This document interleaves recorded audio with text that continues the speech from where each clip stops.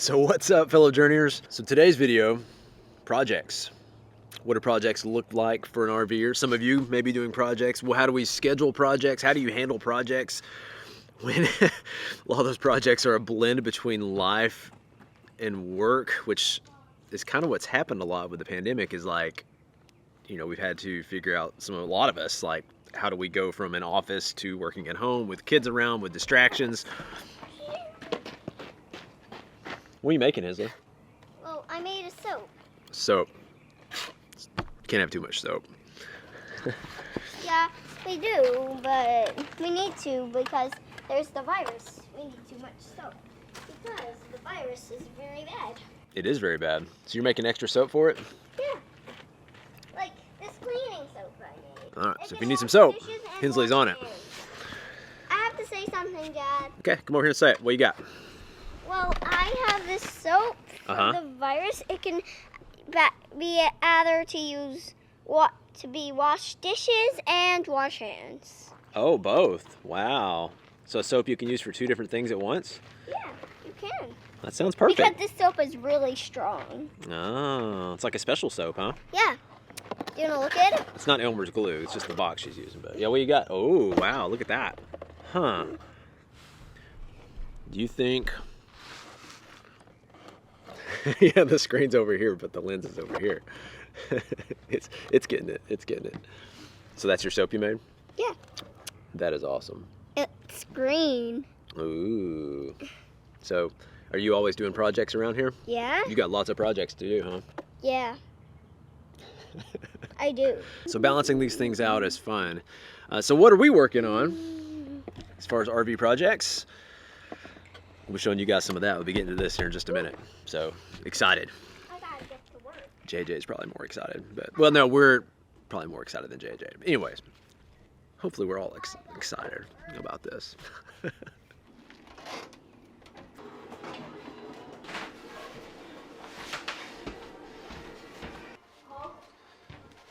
So one of the cool things about being in an RV is that you can like modify space however you want for whatever you want. I mean, literally, you could, even if you're just a couple, you could buy a bunk room and modify that into a craft room or a man cave or, you know, something to store and do projects or whatever. Mid bunks, I've seen them use that way. Toy haulers for sure, super versatile. So we've got this bunk area. We debated on where to put JJ's bed, where to let JJ sleep. Thought about having him on this side over here, but then we would give up this space in the bunk room. So we thought, you know what, it's a little more work to have to move this bunk up and down each time JJ gets in bed, but like this is totally wasted space if we don't use this. So we've designed a bunk / rail that'll work with this flip down bunk that'll be for JJ, basically for JJ, but also for us. He's currently in our room in like a crib play space thing. I don't even know what you call it, but this bunk, like a lot of your bunks, just comes down. So you can already see the design challenge of not being able to have, we can make this permanent, but then you've got very limited space under here to sit. We had to design something that could not only act as a rail that would safely keep JJ in here, but could be folded up with the bed at the same time. We're gonna put this 2x6 here. That 2x6 is gonna be supported by, I don't know, 6 L brackets to this spot. So it's pretty much gonna be fixed. And then it'll hinge down like so.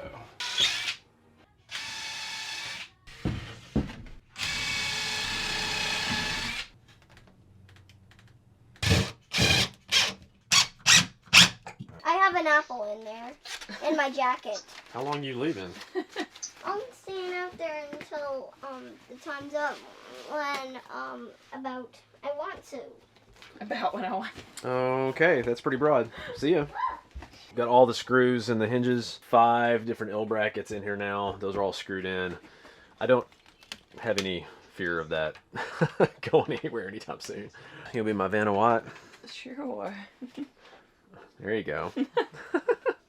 Show how it... That's what I wanted to name the van in the Airstream. Yeah, Vanna White. So yeah, that'll go in. And then that'll go in. This is so bittersweet for me. It's gonna be a new bed. He doesn't look too sure about it. Mommy's not too sure about it either. She's not leaving for college yet, babe. I know. Lasts are hard for me. But oh, you're climbing up there. You're ready to go, huh? Yeah, he might surprise you. It might be harder on you than him. I know. Lasts are hard, but I know you can't get first without last, right? So. Oh. This transition's going well. Bud, you good? You up there? Like your bed? You think it's playtime because we've only played in this bed. No, we're not playing, buddy. Gotta go to sleep. Sleepy time. It's sleepy time up here. Think you can do it? You lay down? Lay down, okay.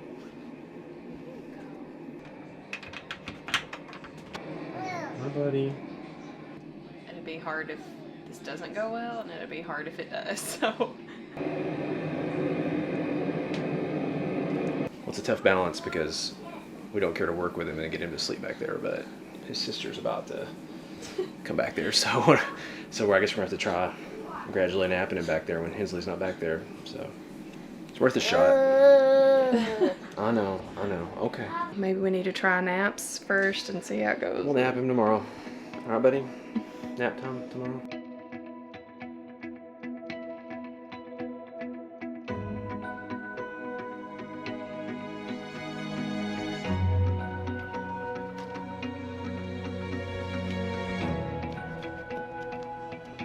So we're definitely not there with JJ in his bed yet. It's an ongoing project. Do have a lot of mini projects today. I've got to take my iPad to a FedEx shipping location, drop it off. FedEx actually came by here to deliver a package, and my plan was when that package came to give them this iPad, and then that has a prepaid label and all that to get the battery repaired and let FedEx take it, but they said no, that's FedEx Express, we don't do that. So I don't know. I don't understand. So I'm just gonna take it. We're going into town anyway. So Tennessee is not lifting restrictions, but they are starting to loosen restrictions as far as the virus. And so today we're gonna run some errands in town because we need to run some errands in town. So going to FedEx. Also need some propane. So if you live in an RV, there's definitely some cost / hassle with propane. You're constantly having to like pay attention to it and refill it and go and get it, and you know, not to the extent of water when you're boondocking or anything like that, but it is something you got to pay attention to. I like the way Open Range did their propane tanks. Now in the Airstream we had 2 giant 40-pound tanks on the front. Open Range went the route of 3 of these 20s, which is actually less than our Airstream had. I bought an extra 20 so we have the same. We have 80 total, just like the Airstream. I keep a 20 in the truck and I keep 3 20s here. This one is about done. The other 3 are totally done. This might be the RV living tip of the day. You do not want your wife to get in the shower and then the propane run out while she's in the shower and hot water stops. So not good. Now technically we've got like a propane and electric water heater. The electric just doesn't, I don't know if it's only doing like 15% of the work or what's going on, but it just does not heat nearly as well as the propane does. Got to run those tanks to town. This is my other project. I'm gonna guess that if I didn't know what this was when I ordered it, I wouldn't know what this was. So this is a water filter. This thing is way bigger than I pictured in my head. Because in our Airstream, we put an Activa LED water filter, which basically kills anything and everything that could possibly make you sick or hurt you. And then also filters for taste. So there's like 2 filters involved with that. There's also a lot of companies that do like reverse osmosis, 3-stage, 5-stage, whatever stage filters. This is technically, I think, a 3-stage filter. This is not gonna help us if we're wanting to drink water in Mexico or something like that. But it does filter out the large majority. I'm not gonna get super technical with filters, but if you want to research it, I'll put a link to it. You can check it out. Check out some of the other ones. This is the route. It's supposed to last something crazy, like 5 years, 7 years. Yeah, 5-year replacement date. I might mark it on my calendar to replace it in 3. This is surprisingly heavy. I don't know, this is like 5 or 10 pounds. Good night.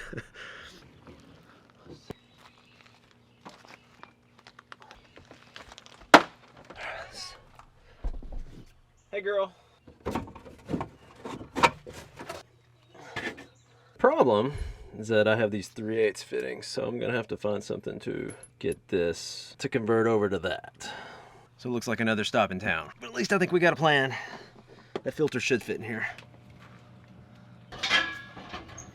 And these are way easier to carry than the 30 or 40 ones. Man, those 40s on the Airstream were heavy. Oh, and you can swap these, which is not the cheapest way to get it filled, but in a sticky situation where you can't find somewhere to fill propane, you can swap a 20 just about anywhere because it's like a barbecue size tank.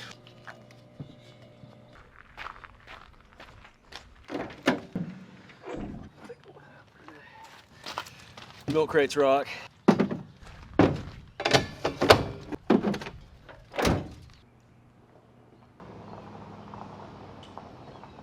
We're gonna divide and conquer with a couple errands we gotta run.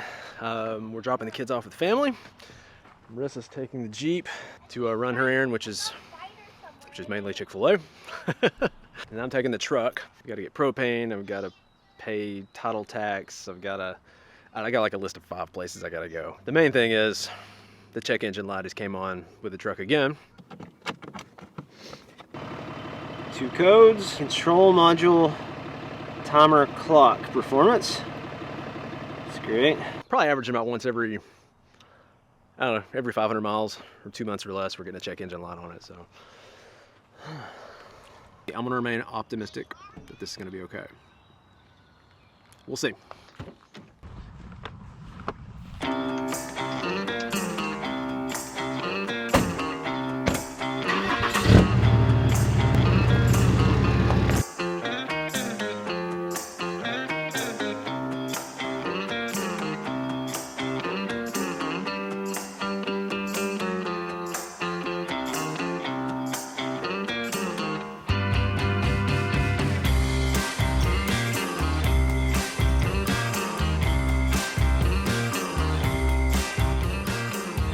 Got the truck dropped off, and when I dropped it off, I had a list of things on this truck because I'm learning a lot about diesel trucks. I've had a diesel truck, but I only had it for like 6 months with our first fifth wheel, and that whole experience didn't go too well either, because it is a question I've gotten several times.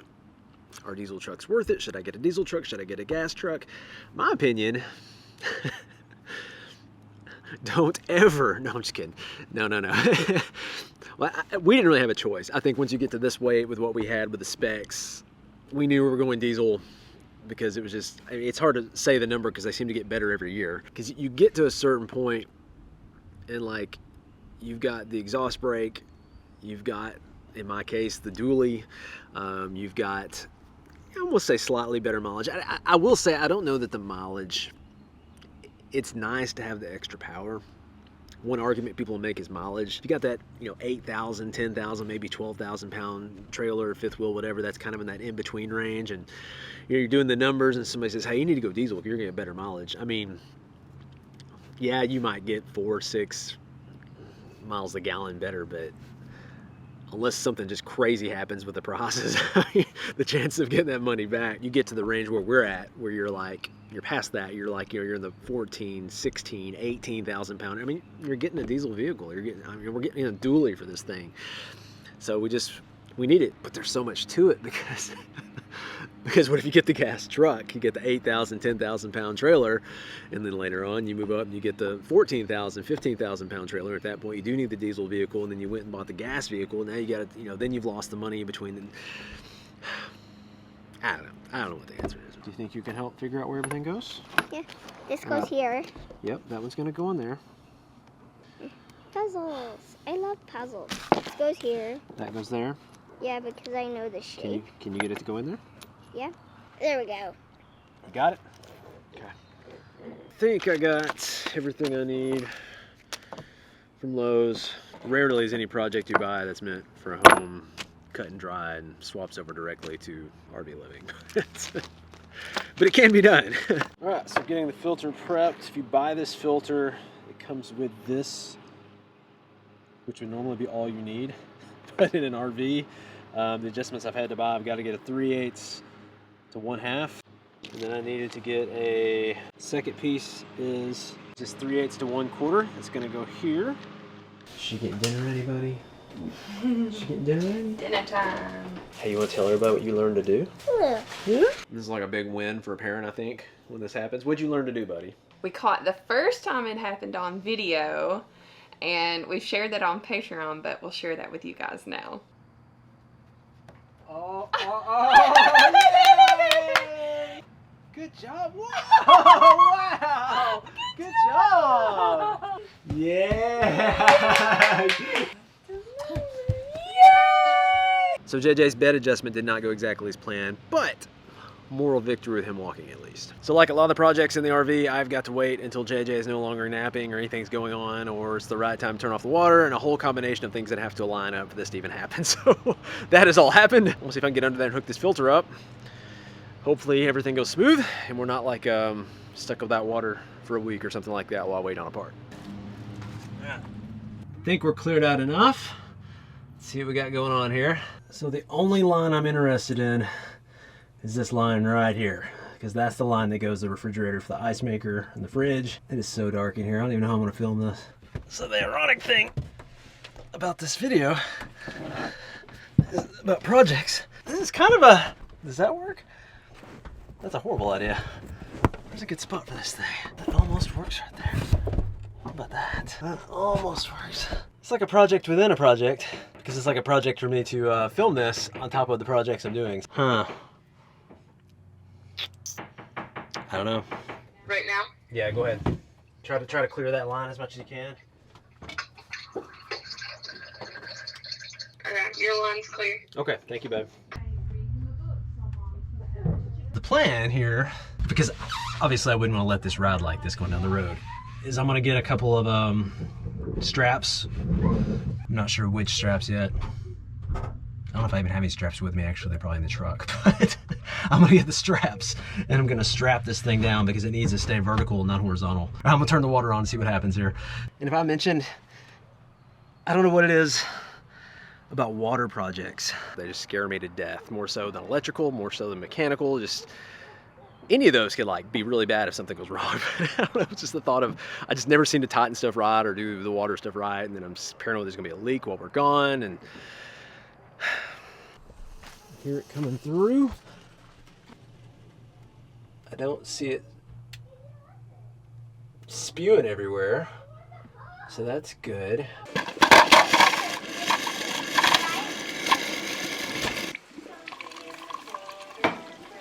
Wow.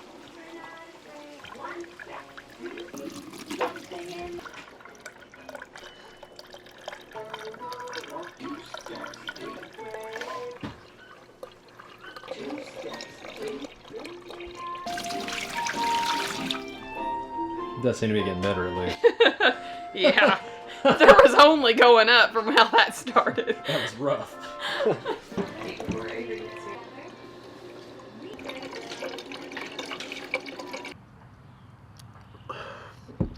Way better than when we first started. And what you saw coming out in the beginning, we're not like on well water or something like that. So that red is like dust that you see when filters are working their way through that. But that was like, that was intense. That was the most that's the most dust and rock and debris or whatever it's got filtering out this thing. But great reviews on Amazon. I don't know, 1,648 reviews. Water drinkable? Drinkable. Go for it. It says every 50,000 gallons or 5 years, whichever comes first. 50,000 gallons through that refrigerator is going to be a lot. You could probably use this as a whole house filter for your RV as well. I don't know how long it takes to go through 50,000 gallons. I probably should figure that out. That might have been a good idea. Anyways, what do you got? That's not the water. Is this normal? That's not the water. That's not the water. It's your peach mix or something. I've been working on a little project myself. Oh, have you? We're not having tacos tonight. Can you believe it? No tacos. I know. I'm trying something different. Mediterranean night. Who knew? I've been addicted lately to Mediterranean food. And we're trying to eat healthier. You like quinoa, Hensley? Quinoa? It's rice. Can you spell quinoa? K-I-N-W-A.